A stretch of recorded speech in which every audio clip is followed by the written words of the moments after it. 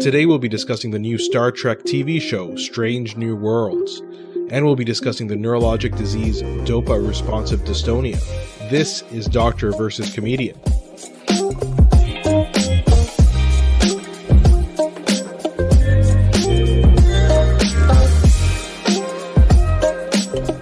I'm Dr. Asif Doja, and this is the Doctor of Laughs.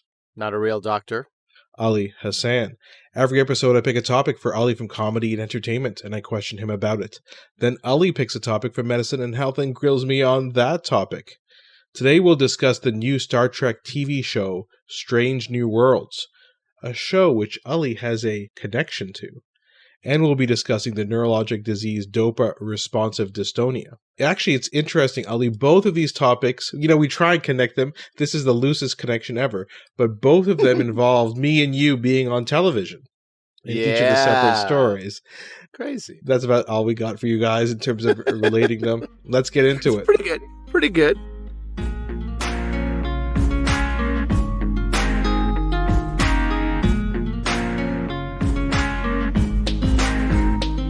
Okay, so Ali, I wanted to talk to you about this new show, Strange New Worlds, which is the new Star Trek TV show. In America, it's on the Paramount Plus network, and then here in Canada, it's on Crave. So how do you want to start this? Do you want to start off with just our kind of recollections of Star Trek as a whole? Then we'll talk about how you're involved with this. Yeah, well, I want to start by saying Paramount Plus, that's a bit of a niche network to have such a fantastic show on. Come on, man. Oops, I spoiled it. It's a fantastic show. Oh, well, we'll get into this in a second, but Paramount Plus, the main way they're trying to get subscribers is through Star Trek, because there are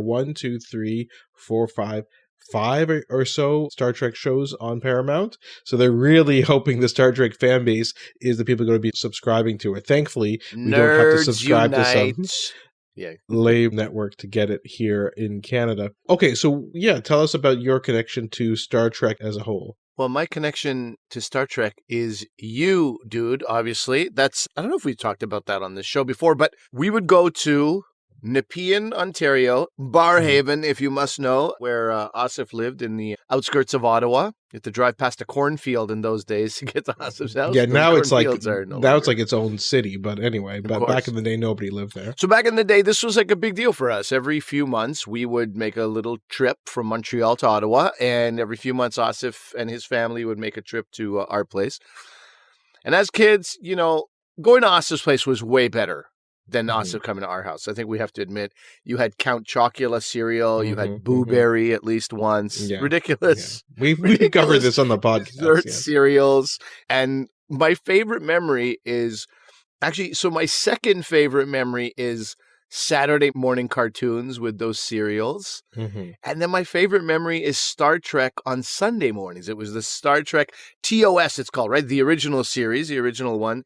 And it's like, God forbid, my mother or father were like, okay, we should leave early on Sunday and head out. And I'd be like, not till Star Trek is over, obviously. And I'm not even that much of a sci-fi guy, to be honest. I've tried, I get lost. I'm not smart enough for sci-fi, really, but something about that show looped me in. By the way, do you know how many seasons of that show there are? You must know us. The original series, 3 seasons?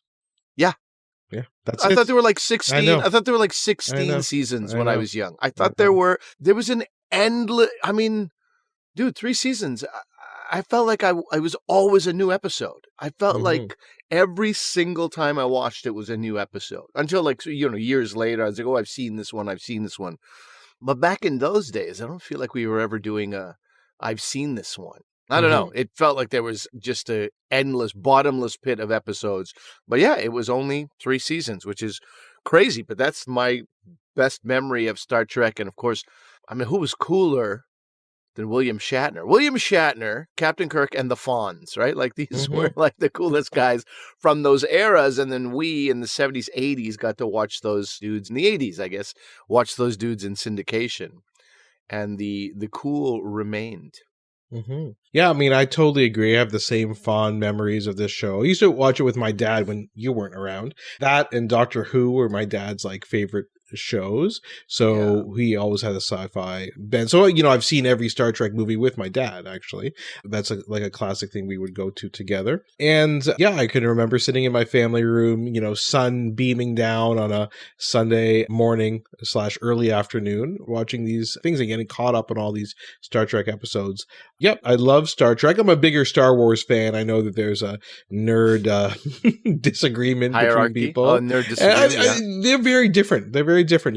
Star Trek is more cerebral. Star Wars is a bit more kind of action-packed. But Star Trek has definitely been around longer, as you said. We're talking about the late 60s when the first show was on, and now we're talking about a new show in 2022. So definitely been around longer than Star Wars. Star Trek had to be more cerebral, by the way, with that low-budget technology that they had. Yeah. You're, sometimes you're like, I think somebody in like a science lab in their junior high school could do these special effects when he's fighting that little sort of mini Godzilla. What was that creature's name? Dude, okay, well, hold on. You're going to, because I know you want to ask me my favorite episode, so we're going to talk about that in a second. That was a selfish move on my part. That was really just to justify me going down a Star Trek rabbit hole and revisiting these descriptions. Because I don't have it top of mind. Okay. Well, I will tell you, because Ali texted me, he's like, we should talk about our 2 favorite episodes. And of course, he doesn't have 2 right away, but I'll tell you 2 of my favorites in a second. So, I'll tell you now. One of them is the one you're talking about, which is Arena, which is easily my favorite Star Trek episode of all time, because it actually is action-packed. So that's where the Enterprise is pursuing this other ship that's populated by the Gorn, who are these, as you said, Godzilla-looking like humanoids. They're the same size as humans. And then this higher power says, you guys got to stop all this fighting. We're going to make you figure out your conflict now by taking Kirk and the leader of the Gorn and putting them on a planet, and like, you guys fight to the death, and then you'll just decide who wins in this conflict. And so that's what it is. It's them trying to, and then Kirk has to anyway, I won't ruin it for people. It's so good. People. He makes basically spoiler alert. He basically is able to make gunpowder and stuff and create a projectile device. It's so good. Oh my God. What a great. And apparently, by the way, there is a reference to the Gorn in the new Star Trek show. So I think we're going to be seeing them soon. The new Star Trek is the gift that keeps on giving over and over to original Star Trek fans. Let me just say that. Yeah. We'll get to that in a second. And the other, there's lots of great episodes. The Trouble with Tribbles is so good, where the Tribbles kind of appear Remind everywhere. me about the Trouble with Tribbles. What was that one? The Tribbles are like these little furry things that they're just like a furry cylinder, basically, or oval, and they just appear everywhere. And it's like a hilarious episode. It's totally a comedy because they just keep multiplying and they overrun the ship. And anyway, it's so good. That's so funny that those are your favorites. Like, those don't even rank in my top 10. Oh my gosh. I did like Arena. But and then there's the one that people say is probably the best episode of the original series is City on the Edge of Forever, where basically they go back in time to, I think, 1930s. And it's Depression era New York City. Right. And McCoy is there and he ends up traveling back in time through this portal, and they realize that him going back changes all of history. The Federation of Planets doesn't exist. So Kirk and Spock go back to try and figure out what happened. And it's the whole butterfly effect, right? They realize in the end that there's one woman who Kirk falls in love with in the past is the key. Played by Joan Collins. Yes. And the key is her. And without her influence is what changes the course of history. And so, but it's not that they have to save her, it's that they have to let her die, and that's kind of the gravitas of that episode. Sorry to spoil a show that's no, come on, man! It came out in the 50s, for God's sake. That 60s, that episode, 60s. That episode specifically described as a heartrending meditation on love, loss, and destiny. And that theme that the needs of the many outweigh the needs of the few. Yeah. And I also, look, this is like proof about how a non-sci-fi I am. I love that episode. Why? Because they're in New York City. They're like with human beings. They're out of the sci-fi You like world. Star Trek 4, the movie The Voyage Home, where they go back to like the 80s to save the whales, right? You love that one, right? I haven't even seen it, but I'm going to watch it tonight. Yeah. Yeah. And the other one I love, which is Shore Leave. Do you remember Shore Leave? They go. You're watching. They basically get a break. Now later we learned it's because of budgetary constraints, and that's why they had to do an episode. Like we can't do an expensive episode on the Enterprise or whatever. But they go to this planet. It seems empty. It's idyllic, and then basically whatever each character, whatever they seem to think about in the moment, whether it's, love or danger or whatever, right, that's what appears. Yeah. It's like Fantasy Island, basically. It's Fantasy Island, man. And we get to see, and by the way, Ricardo Montalban from Fantasy Island was on Star Trek. We'll talk about that again later. We'll talk about that too. So we see Dr. McCoy become this like flirtatious man with all these women around him, and he's got like this southern charm, and then Kirk becomes lover and fighter, and I don't know, it was like it's described as a mix of humor, suspense, and sci-fi weirdness, but it's really a breezy vacation getaway, and I loved it. I loved the fact that they're off the ship. I don't know why. That's also strange.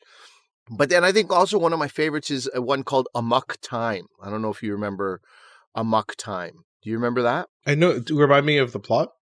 Okay, so how do Vulcans choose their mates? Haven't you wondered? This is what a traumatized Spock is. So because of their, the Vulcans' devotion to logic. To logic. Yeah. No emotion, all logic. They must nevertheless undergo the Ponfar. Do you remember that? Every 7 years, they have to return home and take a mate. And if they don't, then the blood fever drives them mad. Yeah, and that's what happens. Sounds like a case of, not to use a medical term that might lose people, but it sounds like a case of extreme horniness, I believe. Did they use that in the biz? No. Anyway, so then Kirk has to disobey a direct order from Starfleet to attend this diplomatic event because his friend might die because of extreme horniness. And then they get Spock's wedding and all this kind of. I don't know. It's the first time also we hear "Live long and prosper." That's the Vulcan hand salute. We meet these, right? So yeah, anyway, I never liked Spock acting non-logical, and of course, Leonard Nimoy, I'm sure, loved doing these ones because, these episodes, because he got to act differently. When there was evil Spock in the Mirror Universe and things like that. I think he loved that because he always had to kind of be the same. But I'm not a huge fan of Spock, showing emotion and stuff like that. I don't like it. Okay. So let's get in. So I'll just give people a bit of a timeline to explain maybe what happened with Star Trek over the past 50 years or so. So we had the original series, then it was canceled, but had this huge fan following, shown in reruns. And then they said, okay, with the success of Star Wars, let's start making movies. So they made Star Trek the Motion Picture. In the late 70s, and that followed with many sequels afterwards. They got up to, with the original crew, 6 sequels, and the common kind of parlance is that every other movie is good, and so the even number ones are good, and the odd number ones are bad. Because the first even number one is The Wrath of Khan, which most people say is the best Star Trek movie. I loved it. Yeah. Then by this time, they actually started Star Trek The Next Generation, which was the syndicated TV show, kind of appeared in the late 80s. So now we're 2 decades past the original series, and we have Star Trek The Next Generation. I think everybody's aware of that. That created other shows, Deep Space Nine, Star Trek Voyager, and then Star Trek Enterprise. And then the movies continued on with the Next Generation crew. Once their show was over, they continued on with that. And then I don't know if people just got tired of Star Trek or what happened, and it kind of, the TV shows kind of got canceled, and then nothing happened for a while. And then they had J.J. Abrams reboot the Star Trek movies, and he made 3 movies, and that was with Chris Pine as Kirk, and then the rest of the cast that I think people are familiar with. It's interesting. Now, J.J. Abrams didn't watch Star Trek when he was growing up. He was a Star Wars fan, and back in the mid 2000s, there was no idea about a new Star Wars coming up. So he's like, well, this is the next best thing. And he made Star Trek kind of like Star Wars, trying to make it a bit more action. I thought it was, I think they're good. I think they're good. I think J.J. Abrams did a better job with Star Trek than he did with Star Wars, actually. Hilarious. In my opinion. But I thought they were good. I thought the acting's great. They were a lot of fun. And then basically Paramount, a lot because they're having this new streaming service, said, okay, we should probably start making new Star Treks. So that's when these new Star Trek TV shows came about. The ones that are out now are Discovery, Picard, this new one, Strange New Worlds, and there's an animated one, and then another one that's kind of for kids. So that's why there's so many shows going on now. I'll talk a bit about, in a bit more detail, Picard and Discovery when we talk about our thoughts about Strange New Worlds. But finally, I can reveal Ali's connection to the show is he is actually going to be featured on an upcoming episode of Star Trek Strange New Worlds as an actor. So tell us about the whole thing. I couldn't believe it when you told me. Well, first of all, a few months ago. You will address me as Lieutenant Commander Hansen Al-Salah from here. That's my wife's first question was, "Oh, does he have to do an Indian accent?"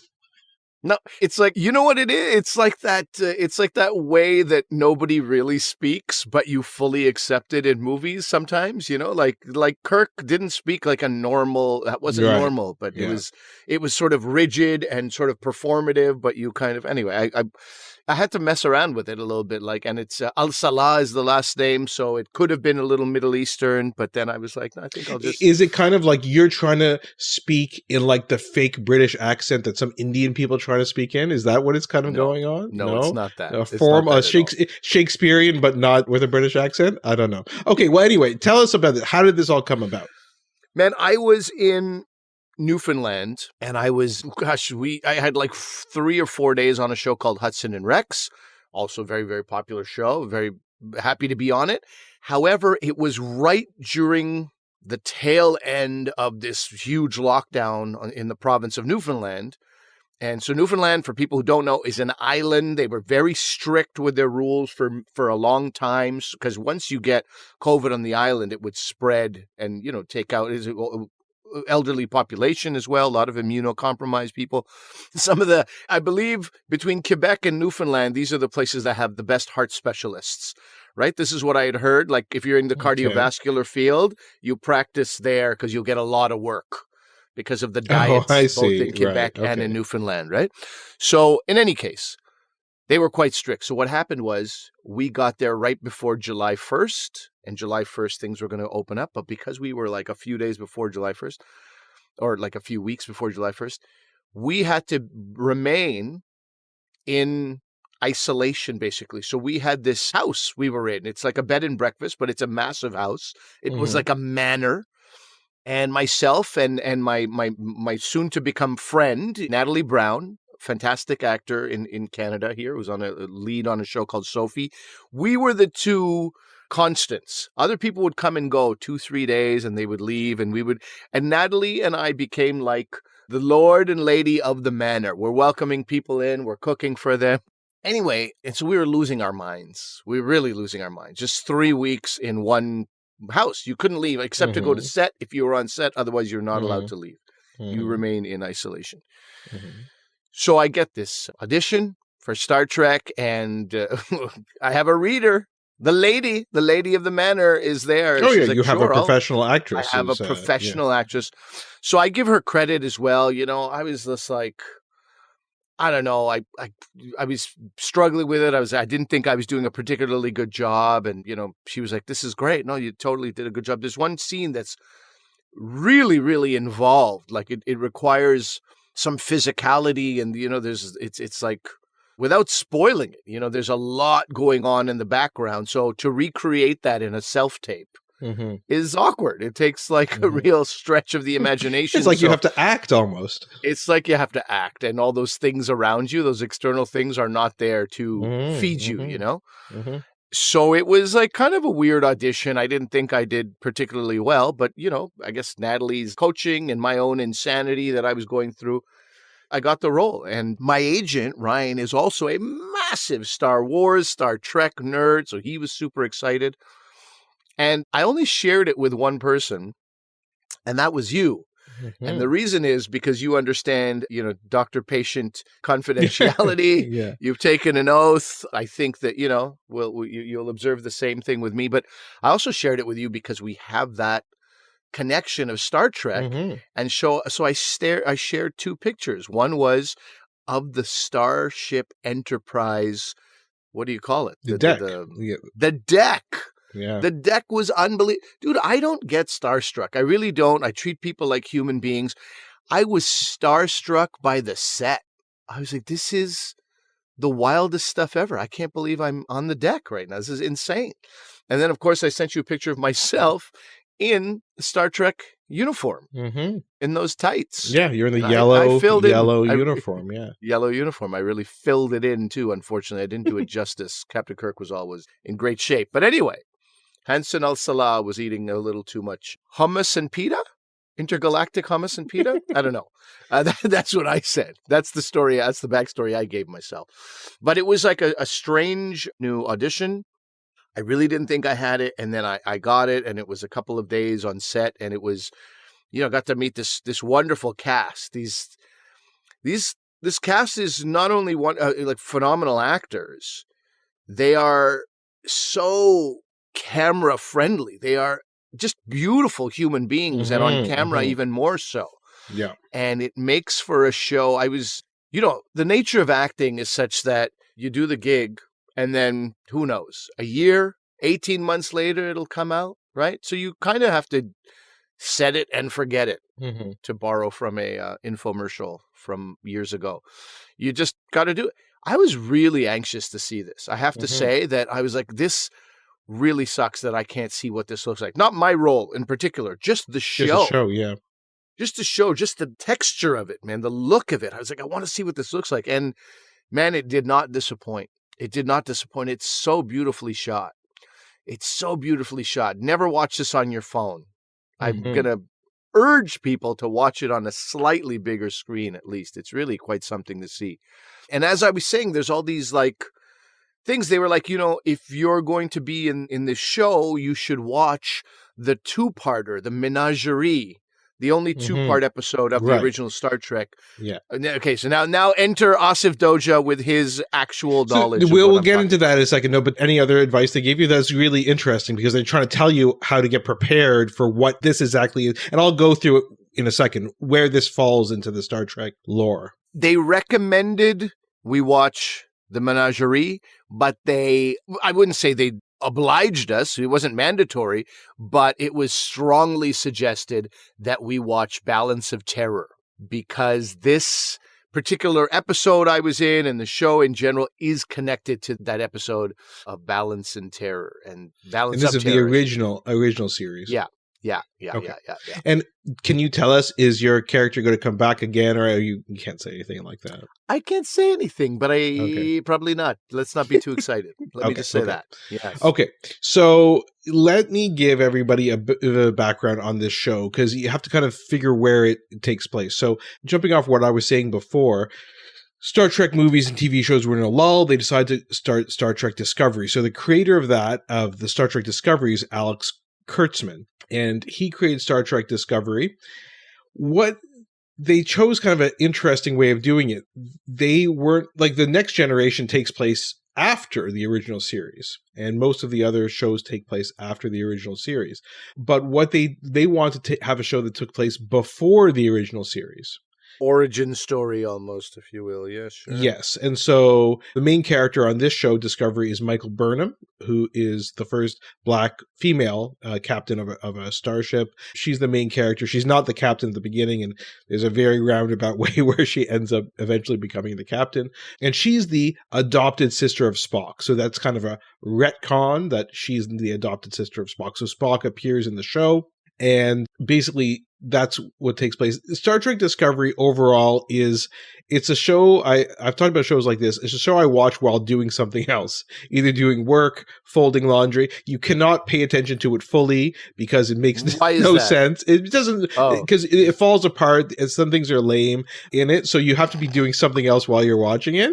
The one thing that really bothers me, which is very different than Strange New Worlds, is the technology looks brand new. It's like the most fascinating special effects and technology on the ships that they're on, which is called the USS Discovery. But the problem is, Like, this is supposed to take place at the time of the original series, actually before the original series. So why does everything look so much more sophisticated? There is a bit of, like, you just have to kind of accept that, obviously, because, like, we're 50 years away from that. But still, it did bother me quite a bit. The more you say things like this, the more I realize that this new Star Trek Strange New Worlds was designed exactly. So that's why I'm preparing everybody for this. Yeah. It has the three main characters are really, really well done. The peripheral characters, you're still talking about Discovery. I'm still talking about Discovery. So I still watch the show kind of out of a sense of obligation. I want to know what's going on, but it's not bad now. They end up jumping to the future and leaving the past. So now they're in the distant future of the Federation and things like that. So that was a better idea, I think, for them. I think the first couple seasons weren't that favorable. There's also another show, Star Trek Picard, which features Jean-Luc Picard. And it was actually written by Michael Chabon. I don't know if you know Michael Chabon. He wrote The Amazing Adventures of Cavalier and Clay. He's a very famous author, and he wrote that first season of Picard, which is, again, the return of Jean-Luc Picard. That show is also not very good. Other than Patrick Stewart, it's not good. But all this to say, Akiva Goldsman took over Picard, and he was the showrunner, co-showrunner, I believe. And when he actually heard about Star Trek Discovery, he's like, oh, this is going to be talking about the original series, like, and Christopher Pike. And they're like, no, it's not. And so he was a bit disappointed. And then this opportunity came about. So Christopher Pike appears on Star Trek Discovery.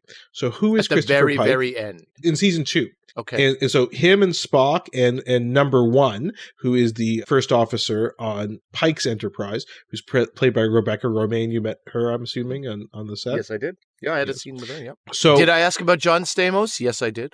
Inappropriate. So, because she just goes by Romaine, not Romaine Stamos anymore. Anyway, so I'm in love with her husband. What do you want from me? Oh, there we go. Good looking man.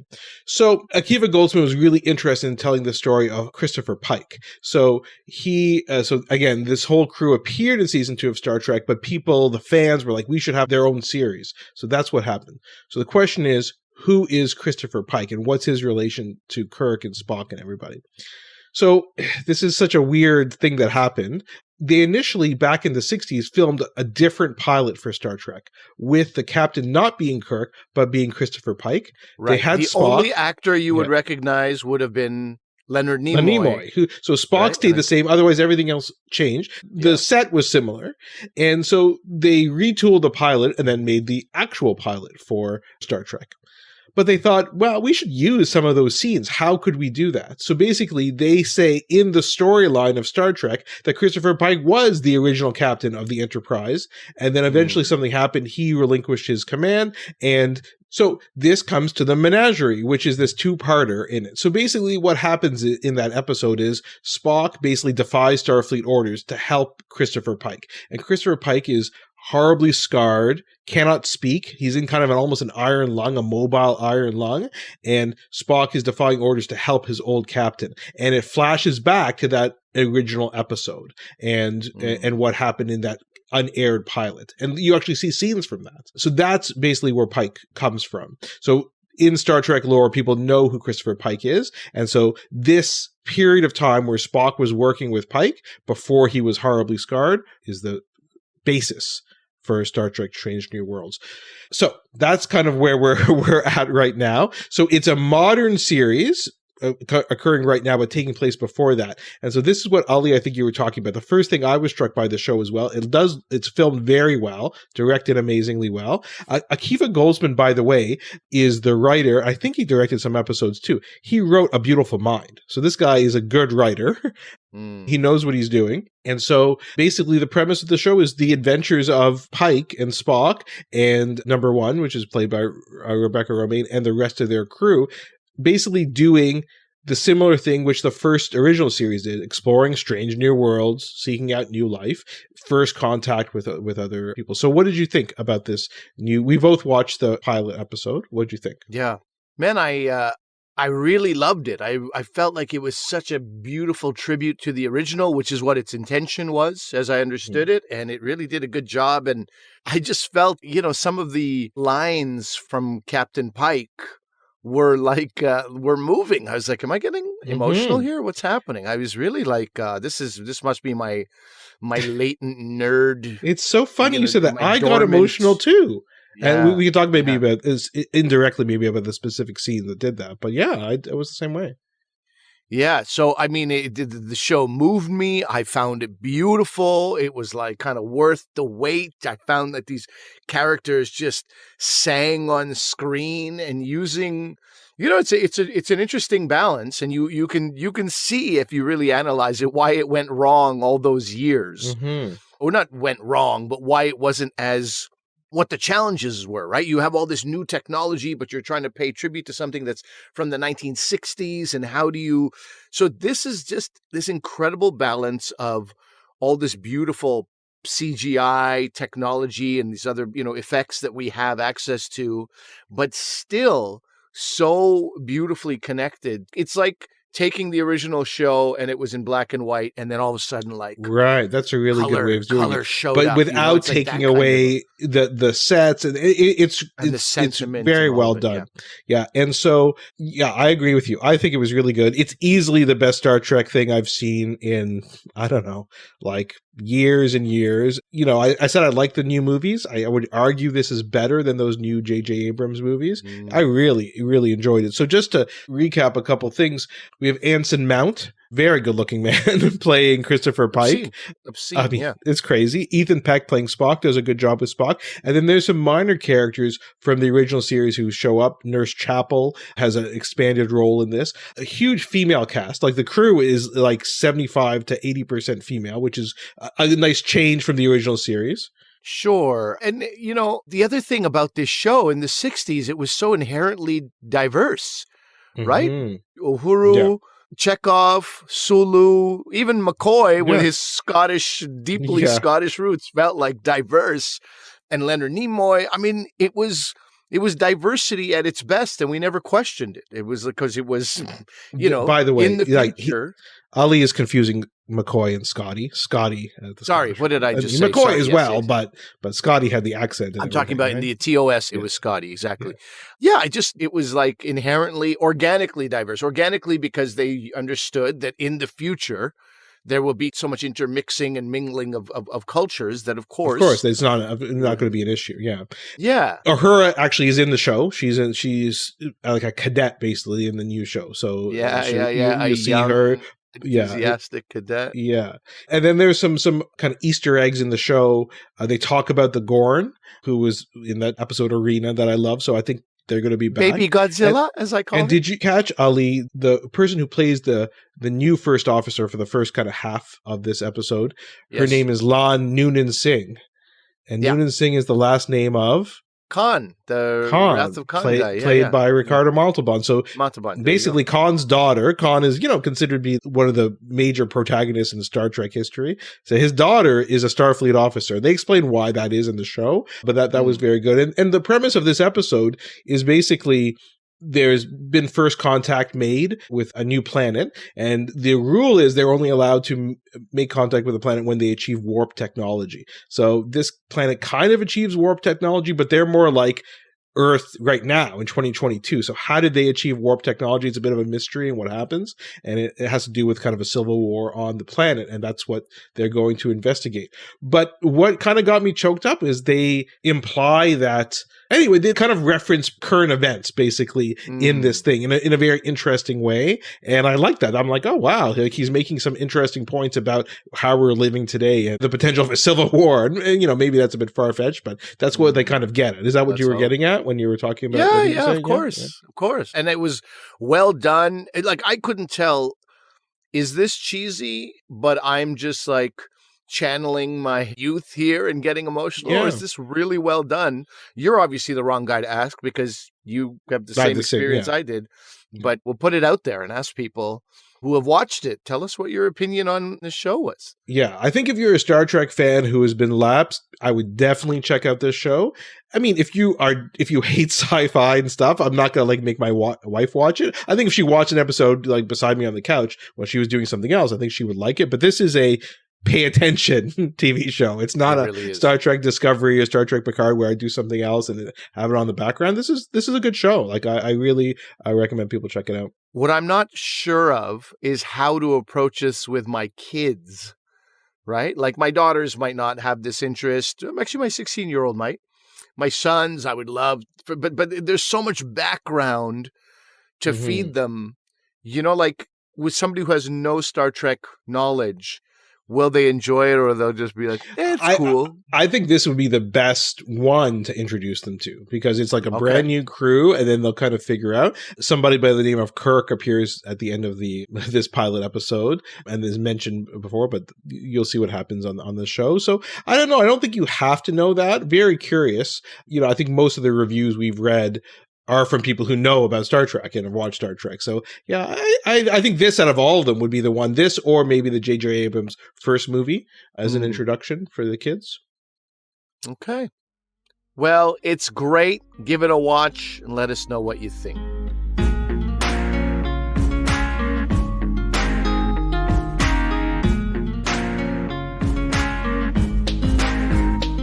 All right, now, speaking of boldly going where no one has gone before, Asif Doja went to the TV. He went to the TV. He's a TV star as well, as he suggested from the beginning of the show. Asif, you were talking about something called dystonia, this Dopa-responsive Dystonia. So first of all, do you want to talk about why this came to you, why you were the expert on this subject and what your experience was with it? Sure. So I end up, I see a lot of patients with abnormal movements. I've talked about that before, like tics and Tourette syndrome and things like that. Dystonia is the type of abnormal movement where you get kind of a slow twisting kind of posture of your limbs. Okay. Okay. The most common one people might have heard about is cervical dystonia, where you may have seen people who have kind of their neck is turned to one side. Another one that you see is writer's cramp. You know, we just think, oh, that's just because you write too much. That's actually a type of dystonia. It's called a task-specific dystonia, and so that's not really a cramp. It's more of dystonia. So are these reversible? By the way, are these you could try to treat them? We actually treat them with Botox in some of these muscles to help relax some of the muscles. Okay. If you have a focal dystonia, we would often treat it with Botox. If you have a systemic dystonia that affects your whole body, you might treat them with medications. And in general, dystonia is difficult to treat, except in this particular kind of form. So I will see patients with dystonia, and sometimes they have this particularly rare form. And then when you say this particularly, you mean the particular one that you spoke about on this News, this Dopa-responsive dystonia. Yeah, exactly. Okay, so talk to me about what that is. Sure. So what happens, and the reason why this is such an interesting diagnosis is sometimes it can look like cerebral palsy. So just to backtrack, cerebral palsy is an injury that happens to you during early childhood or in the womb that causes a motor impairment. So difficulty moving your arms, legs, speaking, etc. It doesn't tell you anything about the extent of that, the cause of that, or even anything about intelligence, IQ, or things like that. Okay, it just tells you this is an injury that someone's had. So again, often the most common cause of that is, again, some sort of injury like lack of oxygen to the brain at birth or in the womb or something like that. That's the most common cause. So, and that will manifest itself as a child who has developmental problems as they're getting older. And so the problem is this type of Dopa-responsive dystonia, which is very, very rare, can also manifest as problems with your movement in the early part of childhood. So then there's the potential to be misdiagnosed as having cerebral palsy, when in fact you have this dystonia. And this news article, the title is "A Rare Condition Sometimes Mistaken for Cerebral Palsy." And that's what happened to this child. They had a diagnosis of cerebral palsy.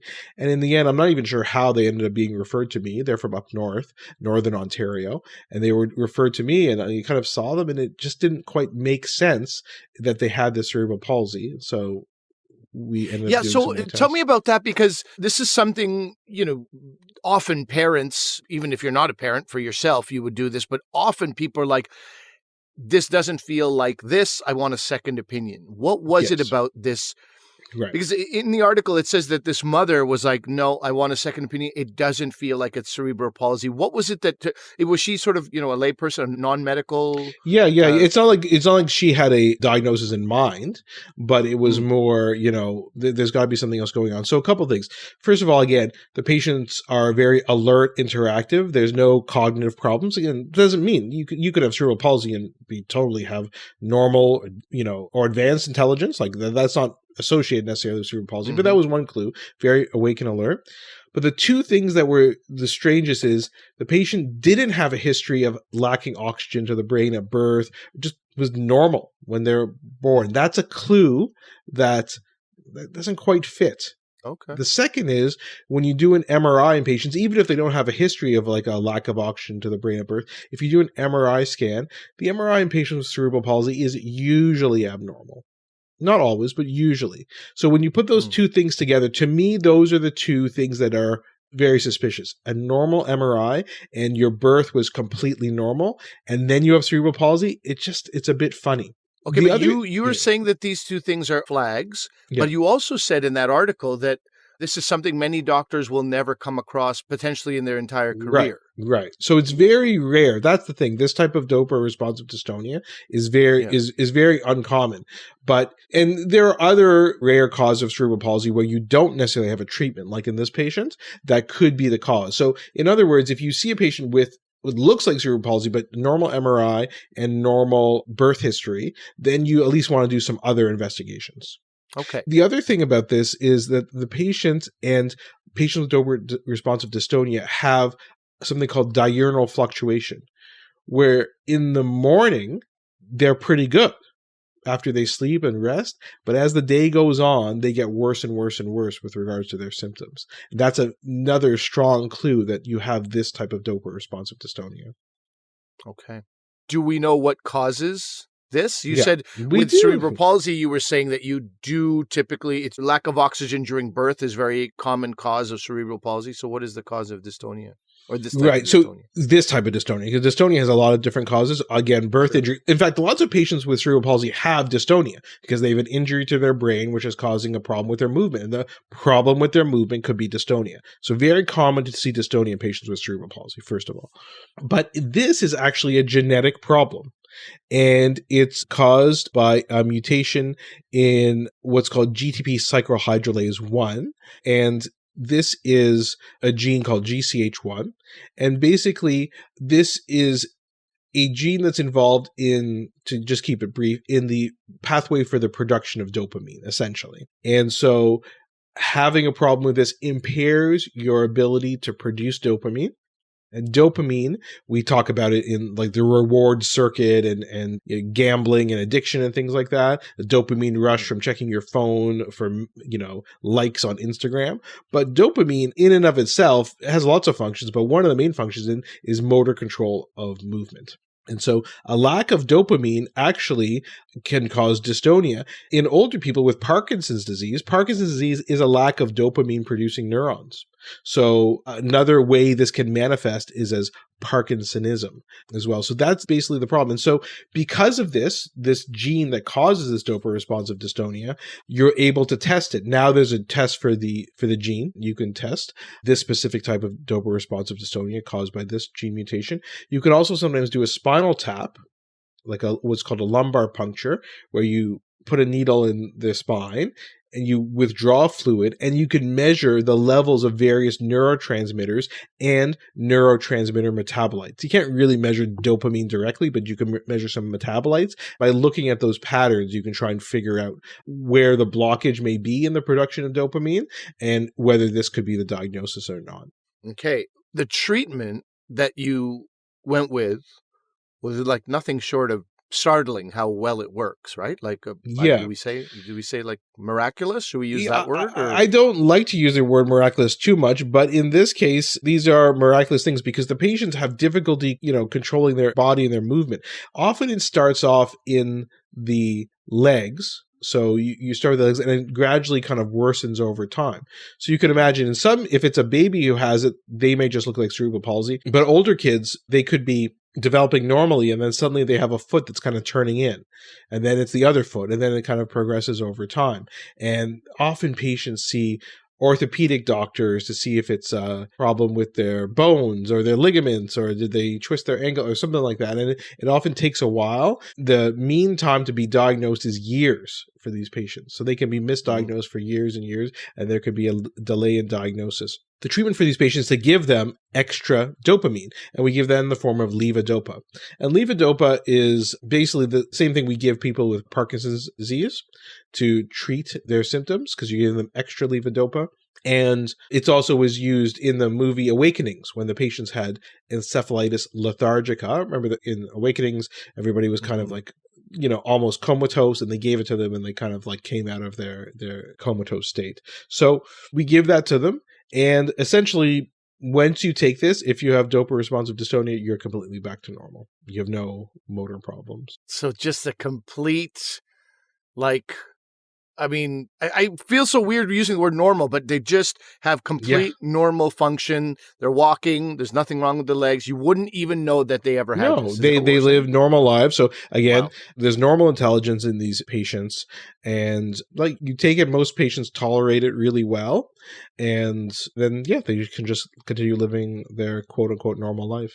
And is it like a short-term course of this medication that they're on, or is it a lifetime thing because it could come back? They have to take it usually for several years. There are reports of patients in kind of their late teens, early 20s who can sometimes have remission in symptoms. So what I usually just prescribe the medicine, and I tell people, as they're getting older, if they want to try and decrease the dose a bit to see if they still need it. And some of them, especially as the teenage years, they'll forget a dose here and there, and then they'll be like, oh, I totally had symptoms, which means you still actually need the medicine. So sometimes you can improve over time as you get older.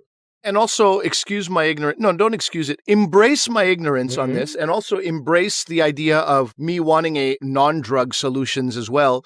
Aren't there things we do as human beings that increase dopamine, like just naturally, the production of it in our body? Or with these particular patients, that is not an option? Yeah, not really. Like, there's nothing that we can really do exogenously that can kind of do that. Like, you can't just change your diet or something like that to get the amounts that you would need. It doesn't really work. You can't exercise, you can't go to concerts. You can't you're do just things. Talk about everything you want to do.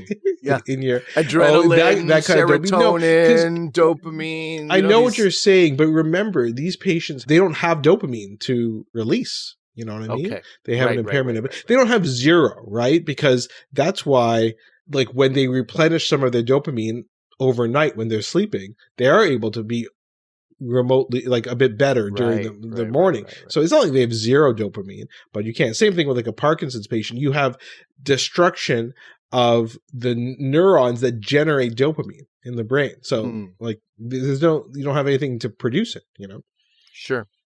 So let's wrap this up by talking again about cerebral palsy, because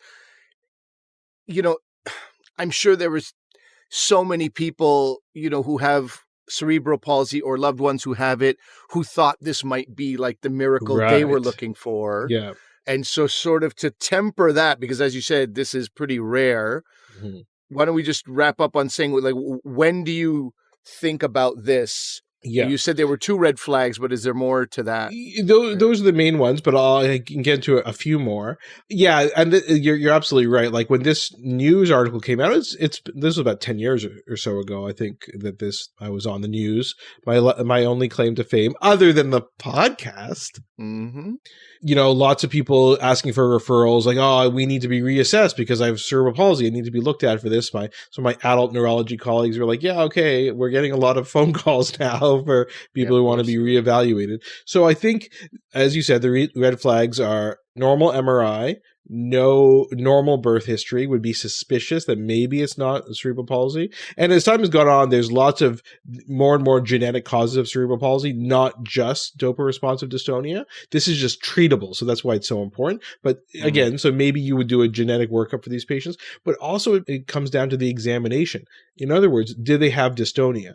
like I said, lots of people with cerebral palsy have dystonia, but not all of them do. A lot of them have just what's called spasticity, which is a different kind of increased tone or kind of tightness of your muscles. And so by examining them, I can say, well, you actually have more spasticity, which can be seen in dopa-responsive dystonia, but it's not really, you don't have a lot of actual dystonia, so you're probably not a candidate for this. So I think it's worth, everybody who has cerebral palsy, especially when they're young, should be evaluated by a neurologist to ensure the findings and to go over the history. And if you do have dystonia, basically every patient with dystonia should have a trial of levadopa at some point, just to see if it works, especially, again, if you don't have any of these red flags that would have a diagnosis of cerebral palsy. That's kind of any young person with dystonia should always be tried on levadopa just to see. There's going to be quite a rush on this drug at this point, Asif. Yeah, and so I used to be kind of like, well, you know what if a patient has cerebral palsy with a clear cause, birth injury, even if they have dystonia, I'm like, well, why would I treat them with levadopa? Why would you do this? Because they don't have dopa-responsive dystonia. We know they had birth injury. But I went to a talk by a neurologist from Stanford who basically said, yeah, but you don't know if they've had damage to dopamine-containing neurons or not, right? In the course of, say, the lack of oxygen to the brain at birth, different parts of the brain can be affected. It's not always going to be the same for each patient. And if they have damage to these dopamine-producing neurons, then maybe exogenous dopamine would help. So it's worth trying in patients with dystonia, and I try it even in patients with cerebral palsy, as long as the dystonia is prominent. Again, you're not going to have the same quote-unquote miraculous response that these patients do, but it might help a bit. So I'll do a 5 to 6 week trial, see what happens. If you think it helped, that's great. If not, we'll just stop it. So now I do that kind of because of the advice of this neurologist from the US. Right. So if you guys want to see Asif Doja in his prime, at his sexiest 10 years ago, we'll have a link to that CTV news piece and to that article, or has the news piece been scrubbed from the internet? I'll try and find the actual video. Definitely the article we can find. The video, I don't know. We'll see if I can figure it out. I have less gray hair, that's for sure. So that's good. Yeah, that's good.